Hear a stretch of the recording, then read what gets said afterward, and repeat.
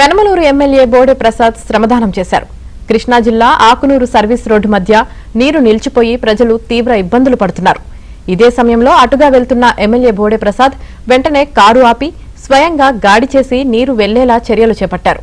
నిర్లక్ష్యంగా వ్యవహరించిన అధికారులపై ఆగ్రహం వ్యక్తం చేస్తూ ఇకపై అధికారులు నిర్లక్ష్యంగా ఉంటే సహించబోమని హెచ్చరించారు.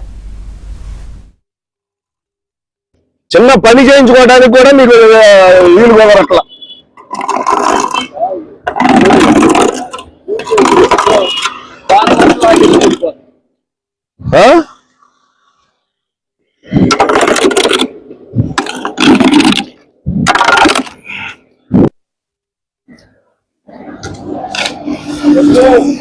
కనీసం ఒక్కసారి కూడా ప్రయత్నం చేయాలా మీరు?